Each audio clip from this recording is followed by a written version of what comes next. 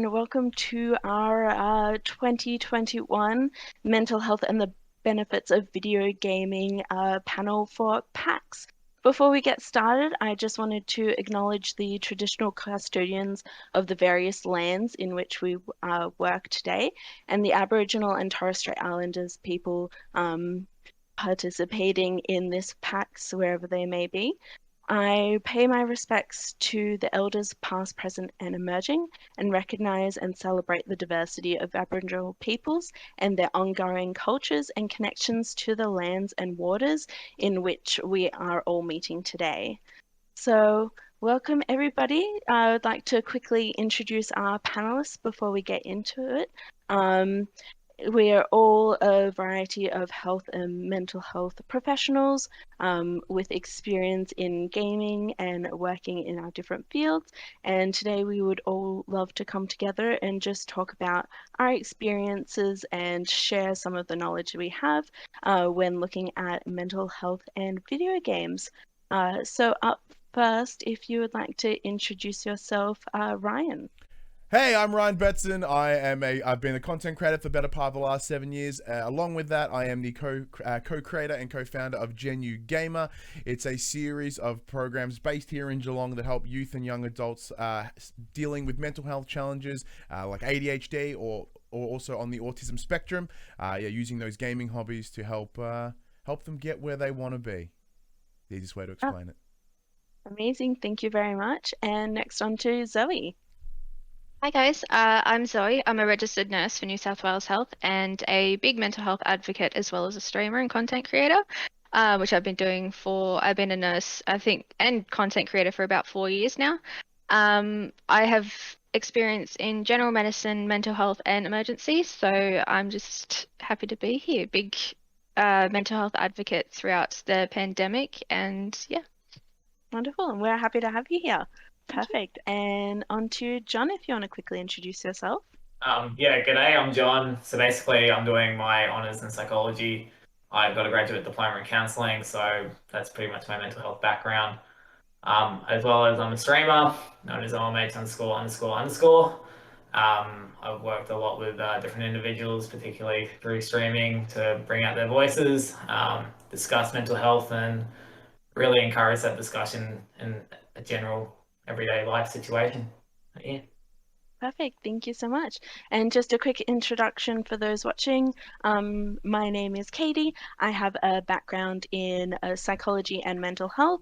I'm currently completing my master's dissertation with a focus on the experiences of performance anxiety in esports athletes. And I have had a very keen interest in mental health for quite a while, and just hopefully facilitating some discussions around mental health in the gaming community as much as possible. So today with our panel, we aim to just have a bit of a discussion about a few topics, hopefully spread some information and things. I will do the word things, yes. Perfect. So I guess we should jump right into it. So first, our first topic that we agreed on to have a bit of a chat about was looking at video games in a professional mental health space. And I believe that Ryan, you were going to have a little bit of a chat, talk about that, and then we'll all have maybe a bit of a discussion about our experiences in that area. Yeah, certainly. So what we do at GenU Gamer is the pure, simple, the perfect explanation and example of combining mental health practices and gaming hobbies. So the way our programs work, they're built on socialization is a big thing, breaking isolation, helping our individuals understand the world around them, their place in that world, their importance in that world, all with using that universal language of gaming. So what we found is about 3 or so years ago, I was not working in the mental health space at all, kind of just found my way into it, which was great, with a friend of mine, Paris. He had this idea of assisting this demographic of individuals that weren't getting the supports they needed. we were finding that traditional mental health services were either near on archaic, or they were just not exactly what they needed. The idea was that, you know, you'd have a socialization program that people would attend for the better part of 15 to 20 years, and that's not socialization, that's institutionalization. So for us, we built a program that helps people get in, get what they need, and then one day no longer need us. And for one, yeah, gaming was a big part of that. The one unifier that we had with all our first clients, our OGs, our original gamers as we call them, they were all on the spectrum. They all had varying mental health challenges, and they all loved games. So we're like, well, that's it. That's what we did. So originally what started as role-playing, so a tabletop role-playing game like Dungeons and Dragons, which then expanded into using video games as that method. So what we have found in terms of mental health supports is that gaming as that universal language helps our individuals find their tribe. I know that's more of find their community. I know some people aren't comfortable with the term find your tribe, but the idea is still there. It's when they come to our space here in Geelong, they aren't Joel with mental health, with mental health challenges, with depression, anxiety. They aren't, Sarah with ASD. They are Joel. They are Sarah. They come in. They can disclose exactly what they need to, or if they don't want to, they don't have to.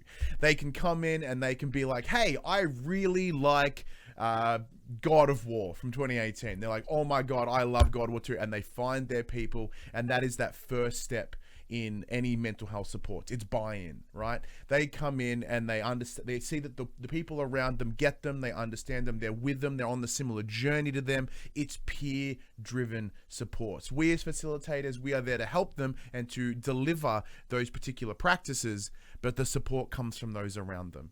And that is more powerful than anything we could do as facilitators. Anything that we could do as a company comes from that peer group. So an example, some of our wins of how gaming has helped. We have individuals that had essentially been in isolation for the better part of 4 years because their time in high school was the absolute worst. They were bullied so mercifully that they just didn't want to be in the world. This individual came to us, opened up, got comfortable, found who they were, became one of the biggest flirts in all our client base. Additionally, then went off and completed their year 12 equivalent, and which is a massive achievement. Additionally, we have another client who, when they were brought to us, were told that they were non-verbal and they would never speak, whether it be due to their traumas or their ASD. Joke's on them, because just recently we found them singing in our session, bit by bit, just by helping, being there and providing the supports they needed, and taking in socialization from osmosis. They came out, recently they just started singing. So gaming is more than just that language. It's also healing. It's a way for our guys to escape from the world. Escapism is given a lot of bad rap, but it really helps. It gives you time to step away from the challenges that you are facing and reflect inwardly and process it and make sense. But you have to be very careful, because that escapism can also become its coping mechanism in and of itself. Like, a lot of the reason our clients use gaming is because they can control it. They can control the world. They know the rules. Even if they're playing, if they're playing Rocket League, right, and they're getting decimated each and every round, they know the rules. They know that person on the other side has the exact same rules. There's no ambiguity. It's super easy, especially with our clients on the autism spectrum, when they have difficulty understanding how to communicate and understand how other people work. So when you have clearly defined rules of a world, whether it be a digital world or a tabletop world, they can use that to better understand everything and create a safe space. So for us, it's using that love, using that interest in gaming to create not even a safe space, like a sense of community where they can then heal. It's easiest way to explain it. Yeah, I think that sounds really amazing. I mean, when I first heard about your program that you were running, and heard about, I think you touched onto it a little bit earlier, where you sort of mentioned a sort of peer-led program, the sort of consumer-led program, and it really is an amazing example of how impactful that can be, where rather than listening to, you know, the policymakers or the people who run the organizations who don't have any personal experience with these different mental health or mental illness issues, really saying, you know, this is my experience, this is how I communicate with the world, and using that as a way to lead the creation of these sort of programs just has such a positive and such an amazing impact. And yeah, that's one of the reasons why I just think your program is amazing. Thank you.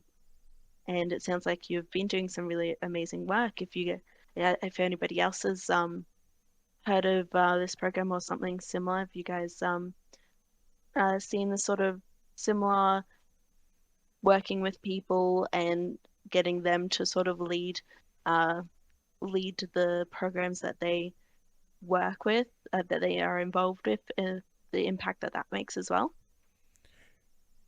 Yeah, I absolutely love hearing stories like that. It just makes me so happy. It's really, really wholesome. I'm sorry, I actually haven't heard of your company before, but I'd honestly love to learn more. That's right. We are kind of this little like bastard child off to the side. Like we've grown pretty organically, pretty like guerrilla. And we're slowly expanding our way across Victoria. What started as one site has now become 2 in Geelong, 1 in Frankston, 1 in Northcote, and now we're about to open 1 in Colac. And it's just, who would have thought kids love games, right? And that's the best thing about it, is that the way we do it, it can be done anywhere by the right people. You know, it can make complete change in a group of individuals that were quite disenfranchised, that were not getting the supports they needed, but now they have, all through that power of gaming. And it really does show the power of gaming as well. Just from my background and my reading, you know, there's a lot of talk about finding that common ground, which is great that there's a lot of community groups out there that do similar things, but with different focuses. But then I feel like gaming is just on that whole other level, because it's not just a common interest, that there is actually benefits of gaming in of itself, as well as it also being a common interest that really connects people. I know one of the main things that I talk about when I talk about the benefits of video game is that socialization. You know, a lot of people who face isolation, social isolation, or even physical isolation for whatever reason, having that video game, any type of video game really that connects, even if it's not a multiplayer game, just having a video game in common with other people can just be a really amazing way of connecting with other people, especially. You're spot on there. So obviously, you know, our entire process is helping individuals get out of isolation. So the last 18 months, 2 years have been pretty hard because we spent so much time getting them out that they then had to go back. It made it really, really hard. But you know, this is it is kind of a badge of pride for us. But in with a lot of clients that are predisposed to make certain decisions because their brain wants them to go that way, we have very proudly not lost a single client this entire pandemic. Additionally, we get messages near on every day, hey, can we come back yet? Like whenever we've had to go into isolation, it's been the best part. And you were spot on. It's about the adapting of these video games to hit different beats. So ideally, you know, we do have a multiplayer games. We play a lot of Sea of Thieves together, is a ton of fun. And a bunch just other really cool games that rely on co-op play is sort of that big thing, that buy-in from everyone, as I mentioned. Additionally, we like to adapt single player games as well. That's where we've seen an interesting mix of fun. So when everyone was stuck in their homes, we pulled up a bunch of, like, you know, Life is Strange, and the one that admittedly we had the most fun with was Daddy Dating Simulator. So we each of our clients got to pick the daddy that they were to embody. They, you know, we're talking like voice acting and playing that role, a bit straight some role playing in there. And then at the end of every session, they would discuss on which daddy was the best for the character that we've created. And you know, there was intense discussions about why we should pick this dad over this dad, and it was good and it was all fun. And you know, once again, because especially with clients that with their anxieties, they won't stand up in a room and pitch why they think something should be done. In that safety of gaming, it's like, well, why do you think that dad's the best dad? And they're like, oh, well, here's my opinion, here's my voice, and here's why my voice is valued. And that's a big part for me, because I'm also trying to channel content creation into my day job as well.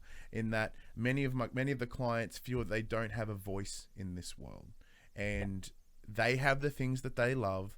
And they are the product matter experts in their world, and in the world. That's what they're passionate about. That is their thing. So I'm going to use the power of the internet, use the power of them to share that shit. You know what I'm saying? Like create content where they can stand up in the world and go, "Hi, I'm Sarah, and I love Persona 4, and here is why." Yeah. And that's why they're important, and that is why they are showing their value. Someone doesn't even have to understand it. Like, that's the other great thing about gaming and gaming culture. You don't even have to understand what they like. However, you know, you can still understand why they're cool. Speaking of PAX, I want to do one more subtle plug, right? No, so PAX has been an integral part of what gamer is. While we're here and we have this platform, I want to stress how important PAX is in this. So with our clients, because of their ASD, because of their anxieties, right? The idea of going to a venue with tens of thousands of people that like PAX has is, we would never consider it, right? So before all this pandemic, that we went 3 years in a row. So first year, the clients came, they were scared shitless, as to be expected. They hung to us, they koalaed their way to us, and we would go around the venue themselves. Second year, they scattered like cockroaches, because they knew it. They're like, oh, these are my people, this is the place to be. So we got there, and then they just buggered off, and we felt relatively useless for the hours that we were there, but that was fine. And then the third year, we brought new clients with us, and our OGs took them under their wing and took them out into the show floor. So once again, we were useless in the best possible way. Yeah. So, and that is that power of PAX as well. Like that community so it's not just the games itself, because the games are the tool for the bigger thing. And PAX is a perfect example of that. It is the tool to build community, is that tool to bring people together, to have that sense of belonging. And to have these guys come and say, hey, no, just come with us. Like, come on. And then they wander off into like the different booths, and they all go learn a new board game together. That is what that power of gaming is. And when that sense of belonging, sense of understanding, sense of community, then you can head into those correct recovery paths, not correct recovery pathways, but you know what I mean, those recovery pathways to get them where they need to be. Yeah. And I think we can all really attest to the power of community, and how important that has been. I know definitely in my own personal life, and also the people that I've worked with in the past, just having that community of peers around you who understand you, even in ways that you don't realize can have such a positive impact on you. And I just think it's such an amazing thing to be really building such a wonderful community. At there. Pass that off to anybody else any comments, any thoughts anybody wants to share along the lines of that? I mean, it's a little bit different for me, because a lot of our clientele and patients are actually a bit older. So when we actually do get those young patients, obviously they tend to be a bit harder to build rapport with, because they just want to be left alone, like they're in hospital, they're not well. But usually a patient recently, I just noticed he had a Switch on his desk. I was like, oh, you game, do you? And he's like, yeah, do you? I said, yeah. Obviously, being in scrubs and being a female, it's not very people don't expect it. So yeah, I just found it so much easier to actually connect with these patients because it actually just brings them out of their shell as well, and they're more willing to talk to you about things and especially their concerns.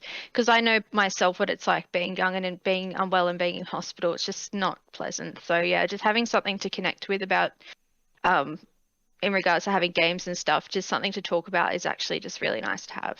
But like you were spot on when it comes to like, because as you said, like you're in scrubs, you're not looking the part, and that's a big part because when it comes to the mental health side, like the professional mental health, it's a lot of people in suits, and that is for many of them that is quite, you know, arming. Like that's like, you know, that's like, oh, hang on, I'm not quite there yet. So like, if you like with, you know, with Gamer, we dress the way we want. Like I'm in wrestling t-shirts most days. So I'm a big wrestling fan, and of course my boss dresses like he's Kevin Smith, so he's in hockey jerseys and shit. So like that complete barrier is gone, which, because as you said, like in a professional setting, it's very tough because, like as you said, their guards are up almost instantly, especially when they're unwell. They're hurting in a number of different ways.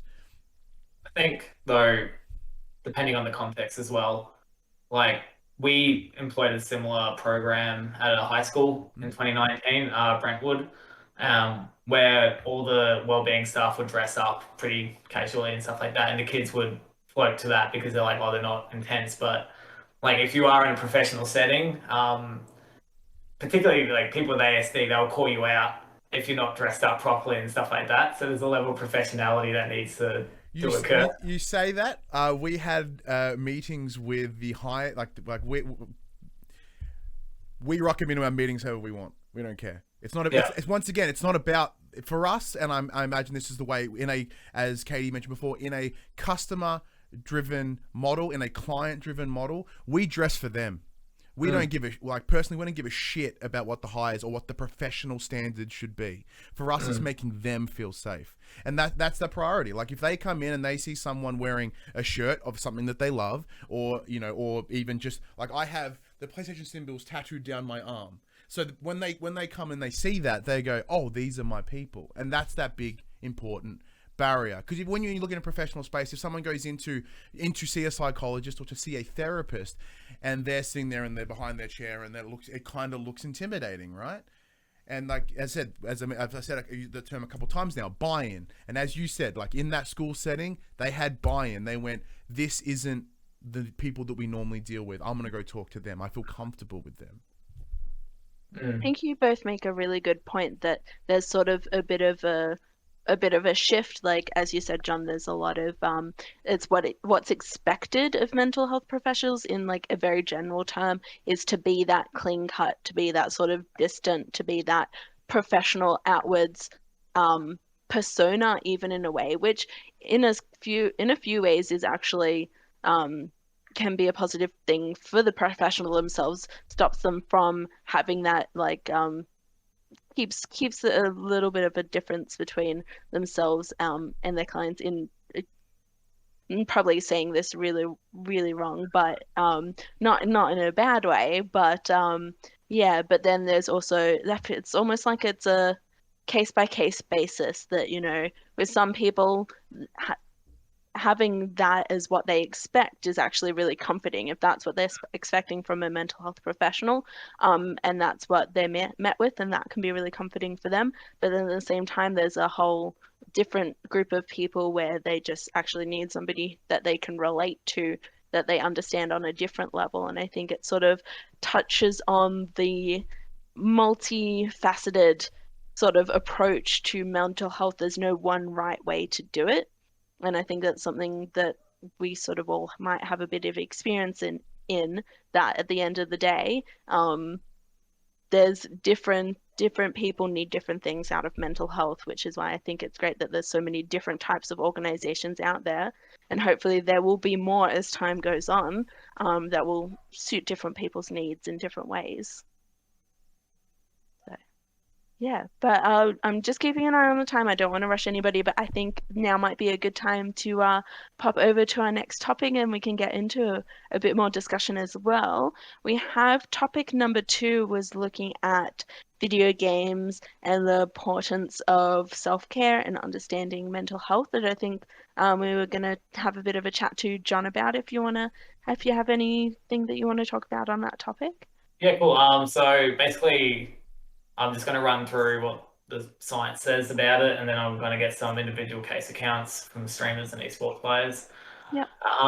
So before I do start, I just want to say what I say is not gospel. Like, pick what you want from it. If you don't want to pick anything at all, fair enough too. So what does the science say about gaming? Well, it's a mixed bag. There's mixed research that suggests there's positives and negatives associated with it. The negative side of it, there are links apparently between violent video games and aggression. So aggression in terms of emotion and thoughts. And there's that exposure can lead to stuff like a decrease in pro-social behavior and empathy, as well as gaming can cause hostile environments in terms of harassment, so the perception that someone doesn't belong. But on the flip side of that, gaming can actually increase intellectual functioning, academic achievement, and lower the prevalence of peer relationship problems. So as you can see, there's sort of like a disparity between the two. Bit of ambivalence. So that's why I want to bring up self-care, because we will talk about a lot of the positives of gaming, but there are negatives associated with it. And those negatives can range in terms of intensity and based off the individual differences. So what is self-care? So self-care is the promotion and maintenance of physical, emotional, and cognitive well-being. So we're looking at your physical side, how you feel, and what you're thinking about. So the research indicates that self-care can actually increase self-compassion and reduce stress and improve your overall quality of life. So there's longevity with your actual life quality there. So things that we encountered with the research was hostility, bullying, aggression. In terms of streamers, they may treat streaming as full-time work, so there can be stress if they don't meet their hours, if they get sick, they may be letting down viewers in that perception. So there's sort of that, again, the ambivalence about it. So I'm just breaking down that definition, looking at the physical, emotion, and the cognitive side. So physically, so what does the research say? Physical exercise can actually improve your mental health. They found that those who exercise more frequently reduce the prevalence of depression, and those who exercise daily compared to those who didn't had a reduced risk of suicidal behaviour. As well as the government website for Australia suggests that exercise can improve self-esteem, increase confidence, and lower anxiety and depression. Between those ages of 5 to 17 and those 18 to 64 is a reduced risk of diabetes, cardiovascular disease, and health mental well-being. So the physical side for self-care, as an individual, you can look at walking, you can look at running, but that's based off your ability, obviously, and disability. So you'll be limited to find something that works for you pretty much. And the benefits of that is you can improve your anxiety and depression at some level, your mental health, and your overall well-being. Emotionally, so people will, so when emotions can affect them, basically those sort of strategies people place on it will depend on how much of the intensity of the emotions they're experiencing. So they talked about the certain strategies of reappraising a situation, or basically distracting themselves. So reappraising is looking at basically how to change the meaning of what they're experiencing. And distractions is like things like watching TV and stuff like that. So with your emotional side, distraction could be something like painting or drawing or cooking, moving away from screens too, because it is recommended that people between the ages of 5 to 17 have less than 2 hours of screen time per day outside of school. I know that's probably unlikely for a lot of people, but the best way to distract yourself is probably move away from screens and take yourself away from that sort of, the potential environment where bullying may occur and stuff like that. Reappraising the situation, you can reflect on emotions, discuss with friends about how you're feeling, talking to work colleagues, reaching out.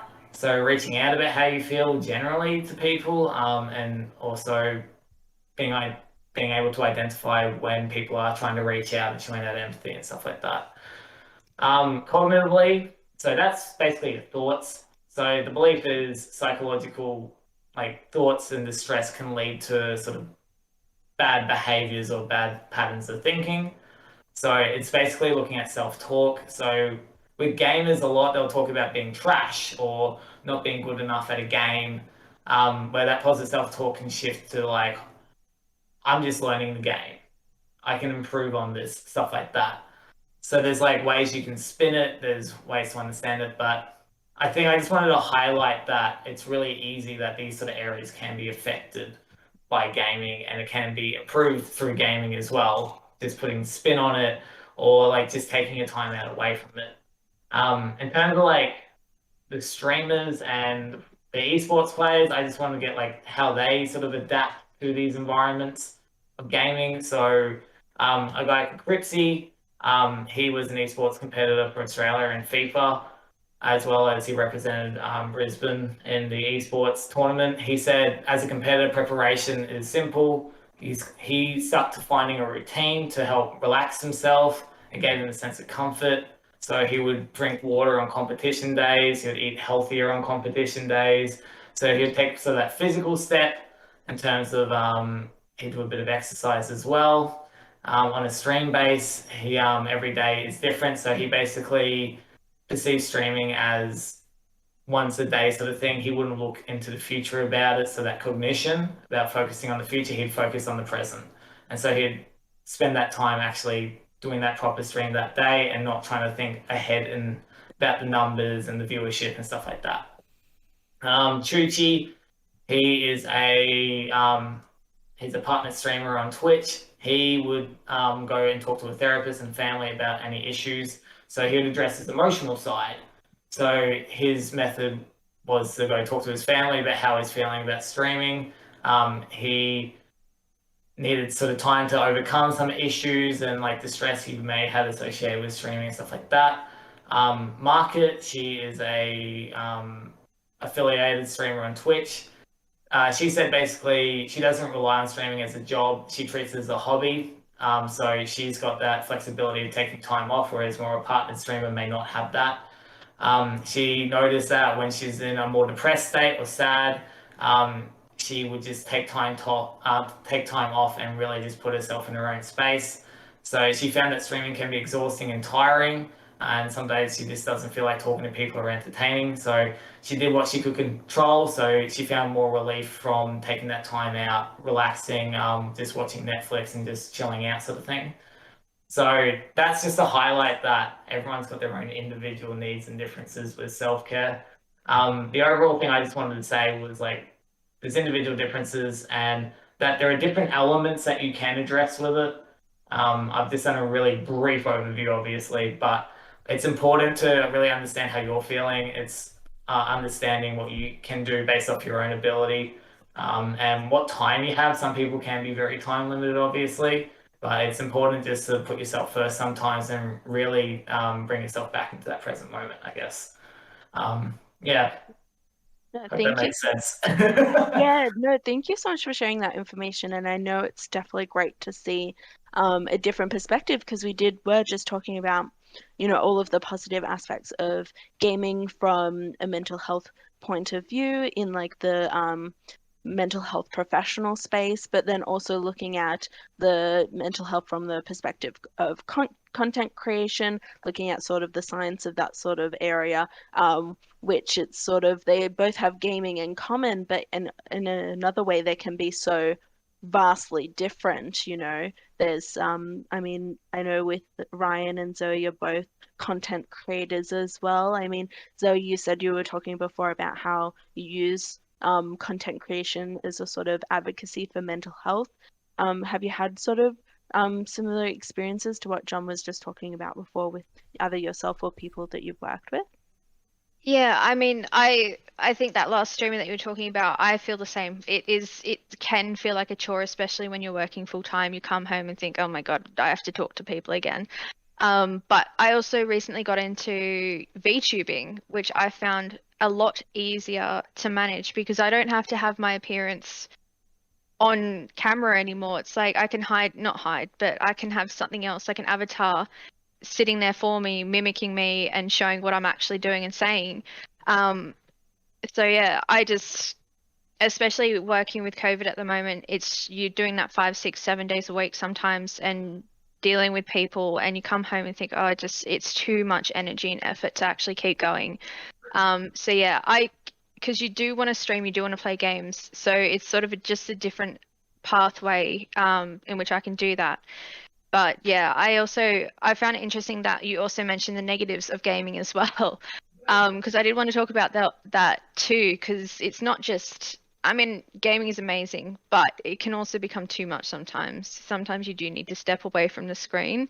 And I found that especially I need to myself, especially when games are just getting too exhausting and too much, and the toxicity and everything. Yeah, it is.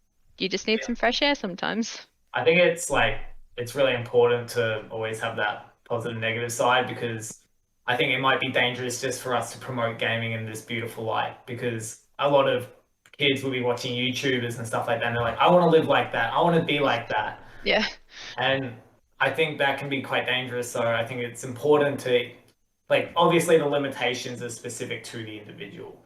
Like, some people have really amazing experiences with streaming or content creation, fair enough. I personally, I've been burnt out for a couple of years. I just play for fun now. I don't get subscriptions anymore. I don't worry about the viewership, because that's what was affecting me the most. And so just by focusing on myself, that improved my streaming and gaming. But when people ask me what made you, like, how did you become like a bigger streamer, I just had to have fun. Because when you start saying, oh, because, you know, I love the subscriptions and stuff like that, that throws into kids' minds that they have to do this, they have to do that. And that's where it can be quite damaging. So I think it's important to consider those sort of like more negative sides, but not in the sense that, like, you know, that's terrible, that's, you know, the world's ending sort of scenario. It's more like, just be aware of it, you know, like, you may encounter it. If you do, cool, you might be prepared for it, you know. But so if you want to talk about like gaming as content, right, or as a career path, there is that potential for mental health burnout. Like, I can tell you hand on heart, like, it's happened here, man. Like, what used to be like gaming was my outlet. It was my way of coping with the world. And then when I was working at a really shitty call center job, I created my outlet, like the pop culturist, right? That was born out of wanting to do something more and hit a different part of my brain that I wasn't getting. Then that, coincidentally, creating that outlet is what got me the job that I have now. So my day job and my side hustle are all gaming related. And that does hit a point where it gets a lot. It's too much, because what the thing that you used to rely on to make you happy, things that you relied on to escape from the world, is your world. So, and I'm sure that this is the same problem that I imagine hits esports players, is because when they started it, the idea was, I just want to get really good at this game. And then when it becomes that daily grind, especially, you know, if, like many people, gaming is a big part of their identity, when that gets pushed or altered, and when you go, well, now that's what I do every day, it's what pays the bills, especially if you're a streamer or an esports player, like, what do I do to escape? Like, what is I'm not going to stop playing, you know, like, oh, I used to play games, like, oh, I'm a professional FIFA player, as the example used before, right? I play FIFA, so then do I play something else, or am I still doing the same? You know, because it's constantly interwoven, like, those lines are blurred, and where those lines blur is where that damage, quote unquote, can take place. So it's very interesting, because, like, as you said, with a lot of young kids, like, I want to be a streamer. It's like, well, yeah, but you got to remember, like, whoever told me like 4 years ago before I started this, oh my god, you're gonna working in what you love, you'll never work your day of your life. Shit, no, I work harder than I ever have before. Like, that illusion of working in what you love is good, but god, it takes a toll. It's part of your soul, it's part of you. And yeah, as you said, trying to escape that, because if you start off gaming as fun and then it becomes your job, then how do you escape that? How do you get away from that? And you have to be even careful again, because my escapism from gaming then became wrestling, and it turns out ASD kids love wrestling, so now that's part of my work again. Now what do I do? And like, oh, I'll paint miniatures. Painting miniatures is really cool. Oh, it turns out that's really good for kids with ADHD. You know, and then there's professional cycle of, you got to find new ways to escape the world. But yeah, and especially with streaming, as you know, as it was mentioned, like, you are performing. Like, that takes a lot out of you. Like, even right now in this presentation that we are having, we are essentially performing in various ways. And for those that especially on the spectrum or those that are having mental health challenges, you feel that you are putting on a mask and you are going out and you are presenting, you are performing to the world around you to hide how you're truly feeling, if that's how you choose to cope. So to then add that extra layer on top of it, we're like, well, this gaming used to be my way of escape. I'm now going to Twitch, and the pressures of streaming, whether it be subscriptions, becoming a partner, or whatever, that's additional stresses on the performance, and it's a massively multifaceted, layered, potentially breaking string of circumstances. So it's a massive domino effect. It's a massive domino effect. Thank you. Yes, I couldn't think of the terminology, but you got it right there.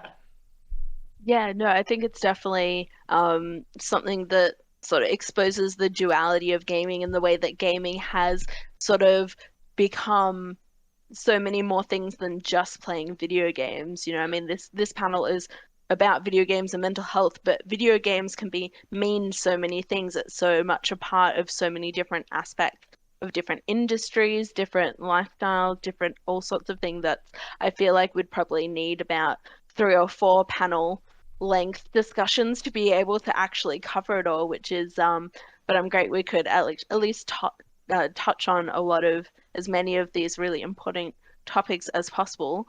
But speaking of time, I will maybe just move on to the next topic, and then at the end, if we've got enough time, we'll just go around and discuss anything else that we feel like that we want to touch on. But the next one we wanted to have a chat about is another aspect of gaming, and mental health, which is actually looking at the impact of representation and stigma in mental health, that we were going to have a chat with Zoe about. If you have any comments that you wanted to talk about, Zoe, or just like a discussion.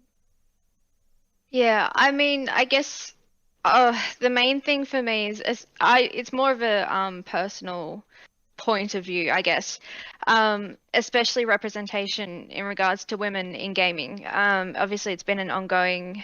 I don't want to call it an issue. A bit of a battle, yeah, challenge. Because I've been gaming competitively since I was about 18, 19 in Call of Duty, CS, and Halo. And most, I'm not going to say all of it, but a lot of it was just negative. So my escape and my way of coping with things was gaming. So when you're going to that and everything just becomes negative, you just don't want to keep going, and it just becomes a chore to play and practice and all sorts of things. I have done a diversion and completely forgot the word. Diversity and inclusion. I just mixed the words. Diversity and inclusion panel in the past, and a lot of it was just talking about representation of women in esports, especially, which is not very big. But generally, when there is, say, a female at top level, it's just there's more negativity than there is positivity towards them, and it's not good to see. But it was more. I think the struggle at the moment is we're bringing out a lot of women-based tournaments who they're run by females and played by females, and I think it's good. I mean, everyone's opinion is going to be different. I think it's good, because what people are saying, it's segregating the genders again. People are saying that we don't want female based tournaments because then they're not playing with the boys or whatever, vice versa.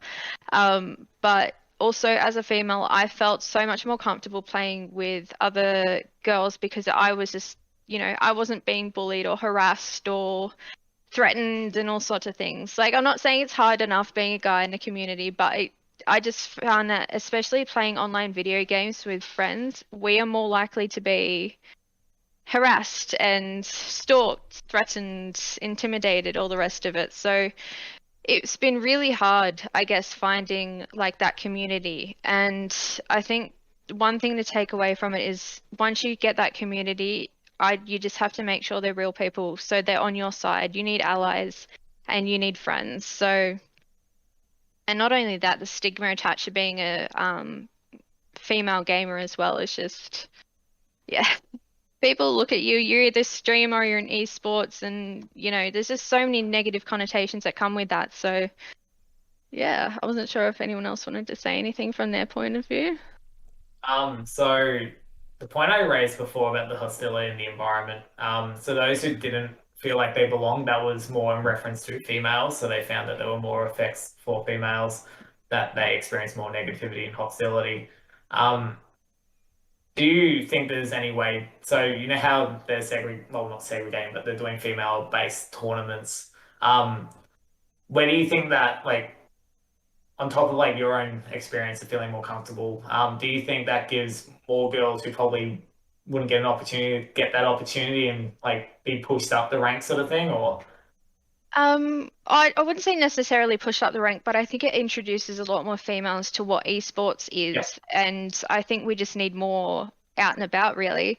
Because Yeah. I was the same when I first started. I was fresh out of high school. I just started gaming. I was playing Halo and COD, and just everywhere I looked, there was just boys everywhere who, Yeah. they either, and you played with guys and, they get called simps or whatever, and on the other end of the spectrum, you just have people bullying the hell out of you for just no good reason other than the fact you'd open your mouth.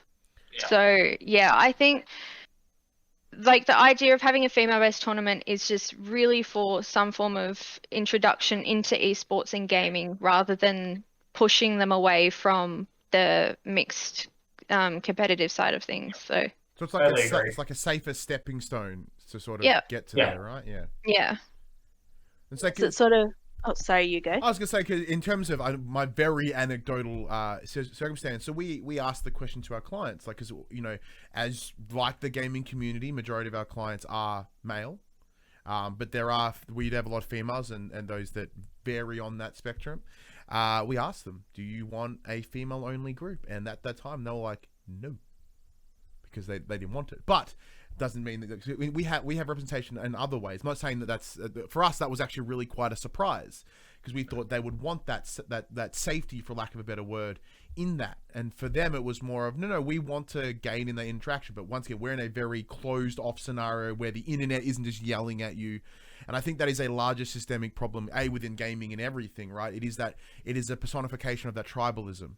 It's us versus them at any given time, whether it be gender, whether it be sexuality, whether it be just because you play on PlayStation, not Xbox, right? And that is a greater problem within gaming of itself. But the importance of having that space is amazing. Once again, using personal example, we have a rainbow group, and one that's designed for individuals within the LGBTQIA+ community, where they can come and be who they want to be, or how they see themselves in a safe space. Like we have a client that comes on that day, and they see them that they are one way, they are the true self, but when they're in the other groups, they are who they mask as, and the safety of them being in that space is unmeasured. Right, and that same goes for an esports space where you can come in and not have to have the fear of being bombarded by a bunch of shit dudes being shit dudes. Where you can come here and you can be like, I'm just going to play really well with a bunch of my peers and have a good time, and that's what it should be. And that's a big tough part of the gaming space, especially within content creation and esports. I can't say, but from what you say, it's just as shit.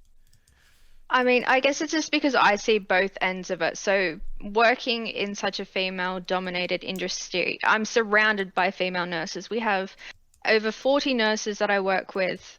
In my division, there's 3 male nurses, and we love them. They're my favorite, and we just get along so well. Everyone appreciates them, and it would just be nice to see that happen in, I guess, esports and gaming in general. Like, women should be encouraged to join and feel welcomed. So I guess it's a dream, but maybe in a decade or so it might happen. So do you think we could get there? And what's, like, I know we're not asking you to answer all the problems ever, but like, is there a pathway that this could be corrected? I just think calling out bullshit is where, I just don't think people should be so afraid to stand up to their friends if they're seeing that sort of behavior instead of encouraging it, because I see it obviously on Twitter, Facebook, every other social media platform. It's just that ganging up on people.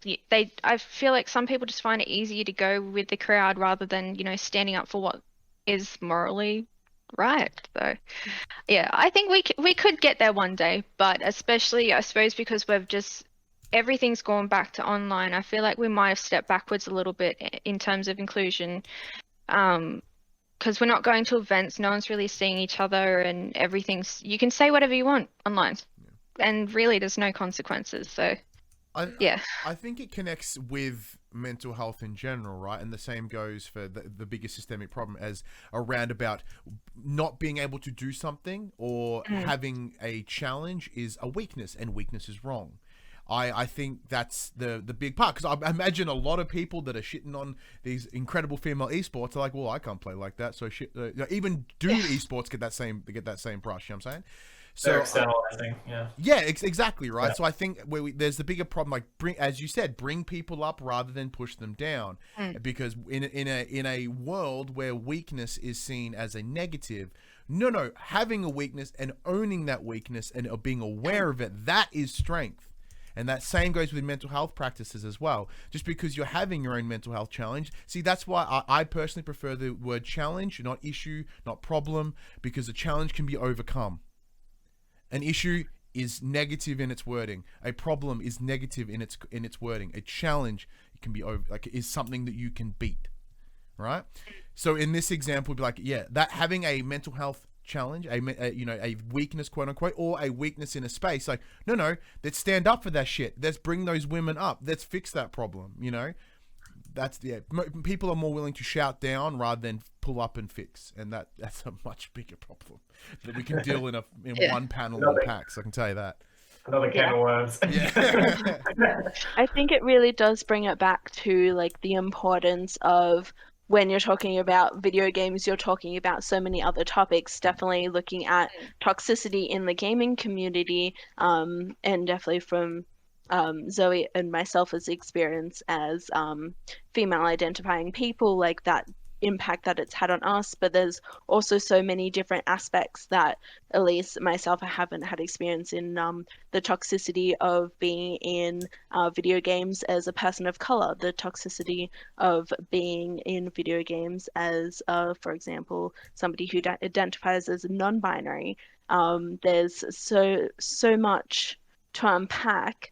That definitely, as you mentioned, it's definitely a whole different panel, and I do believe there will be a diversity in video games panel, which I think hopefully, if it's running, that everyone should check that out if that's a topic that they're interested in. And just sort of bringing it back to the mental health perspective, sort of looking at the if anybody's had any experiences with the toxicity of mental health challenges, as you said, Ryan, in facing that in video games, but not just in the community, but as well in video games themselves, the depiction of mental health challenges and mental illness. For example, looking at, I know, no, this is a very, very beloved game by many people, but Batman Arkham Asylum, where a lot of the criminals in that game are assigned mental health illness as the reason for their criminality. That's another aspect of representation and stigma in video games as well. That's something that, if anybody had any thoughts or perspectives on that they'd like to share, I think that's something that's important to discuss as well. I think. Sorry. I actually haven't played the game, but I found it interesting that they're basing these criminals or villains off mental health problems. That's awful. That's a bigger problem around Batman in general. Like, all of his villains are based within, because they all go to Arkham Asylum, the prison for the criminally insane. That is a much interesting conversation around Batman. But there is a bigger problem around representation of mental health challenges within fiction in general. Like, if we look at more, one of those recent examples being like 13 Reasons Why on the Netflix show, or even just how it's presented in many forms of media. So, like, there's an example like Celeste is a game that is well loved for its representation around mental health, which I'm a big advocate for that game. I think that game is great. But it's the difficulty of presenting it, because mental health challenges present so differently in everyone.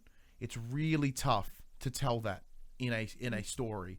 And then of course there are ways that these challenges can be romanticized, for lack of a better word, because when you amplify them, they create great good stories, right? There's heightened emotion, there's intensity, there's, challenges to be overcome, like, in a movie, like, they start out and they're really depressed and they get therapy and it works straight away, and the end of the movie they come out, they're happy and they have the partner that loves them for who they are, and stuff like that. Like, there's this idealized version of overcoming that, and how to correctly represent that is very, very difficult, because you either pander to the people that don't face those challenges but go, I understand it from a stereotypical point of view, and then there's people that have that lived experience, and they can either go, that was presented correctly or presented incorrectly and made it worse. With an interactive medium like gaming, it is even harder to get involved with that from a what's the extent, like no parasocial's Twitter, what's the word I'm looking for, like a passive, there we go, a passive experience, like a movie or a TV show. You're not living it, you're not acting it out, right? Because an example, like if you want to look at like The Last of Us Part 2, like that is entirely about post-traumatic stress and how the anger, that trauma that these events can bring and the effect that it has on you. Like, if you look at that, the way that Ellie, she got to a point where they should have been resolved, but those traumas still come up, and they took so much, they took a physical and mental toll on her to a point she couldn't even do, sorry, spoilers for the end of Last of Us Part 2, where she can't even play the guitar anymore, the thing that connected her to Joel. Right? That's like, there are ways that you can present those challenges and how they affect, but it's very, very hard.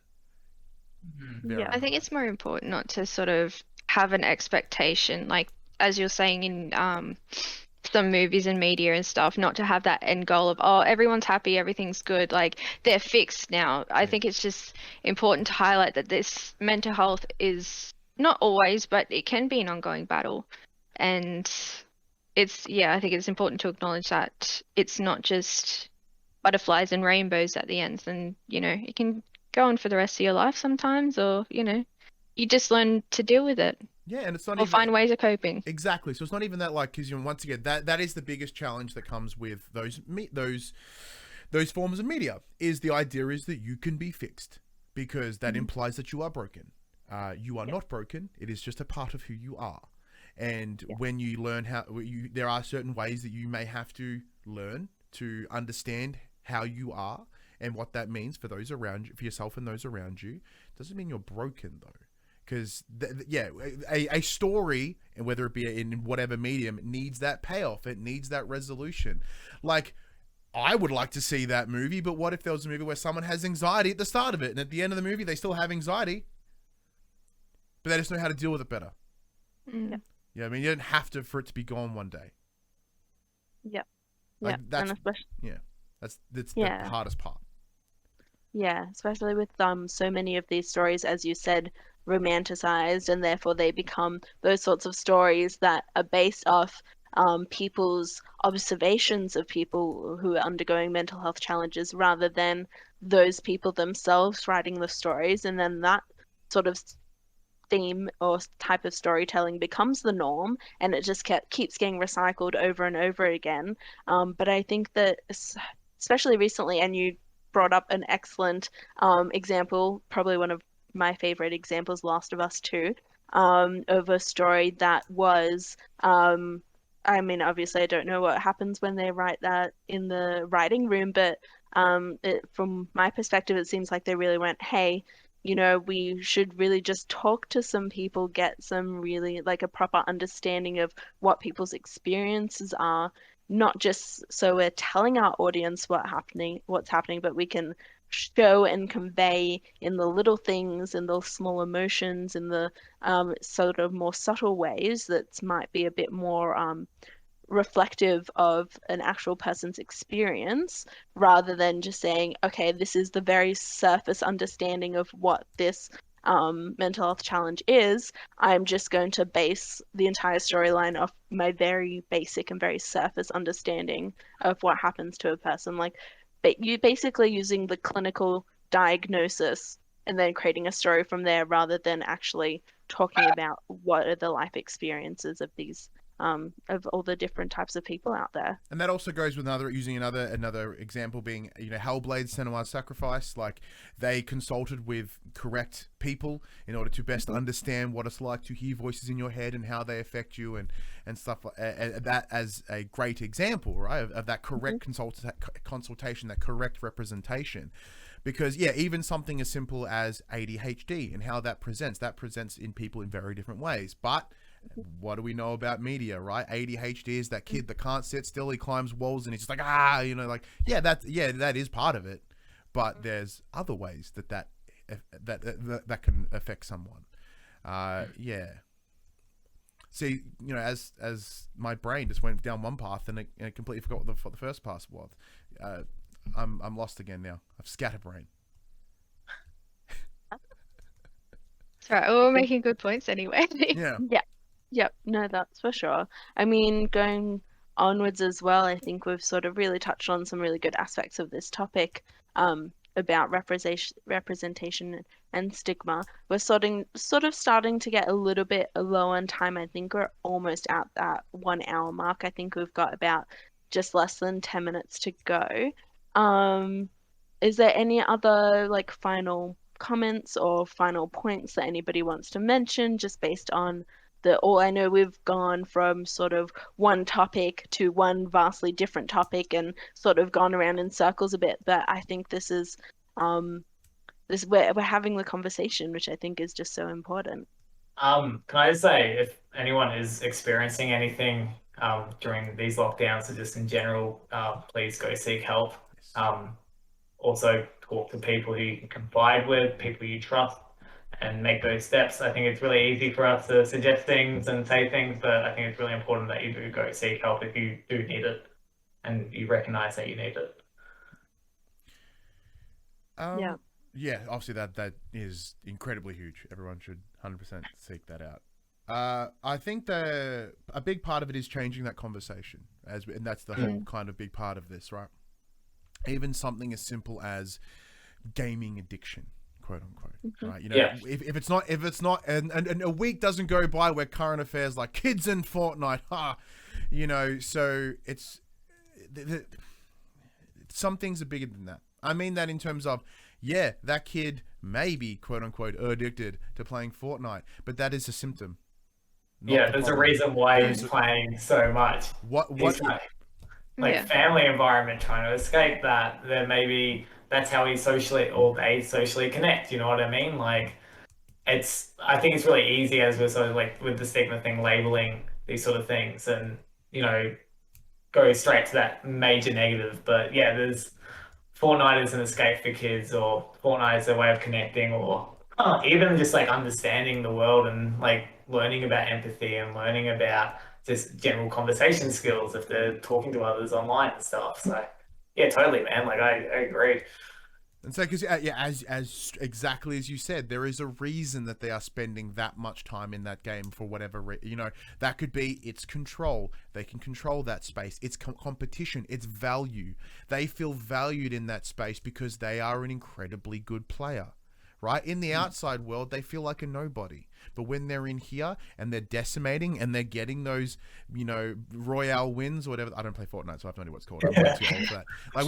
Whenever they come, I want to say winner winner chicken dinner, but that's the old battle royale. That's the one that no one plays anymore.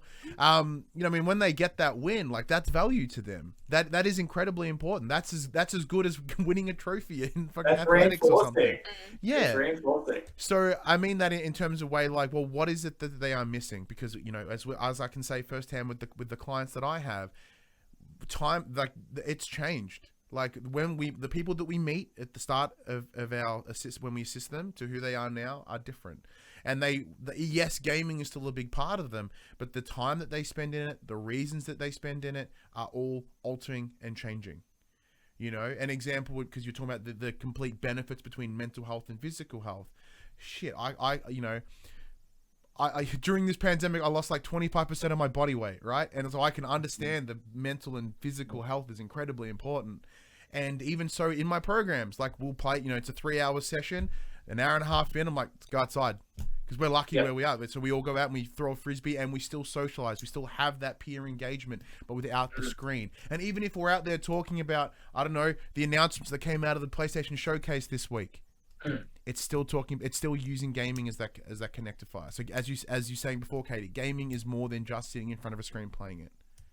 Yep. It's so much more than that. It's identity. It's who we are. It's the people we surround ourselves with. It's our ways of being us and helping us. Yeah. I think that's a really great message to close on. I mean, Zoe, did you have any final things that you wanted to say before we finish up? I mean, it's a whole other topic, but I was just thinking how important, especially while we're in the pandemic at the moment, how many kids who are getting homeschooled are missing out on that important socialization aspect of being at school. So I was thinking maybe they might be getting that online. Yeah. Not that I know. I'm a little bit too old for school now, but yeah, I just thought, I mean, it's just another way that gaming can help.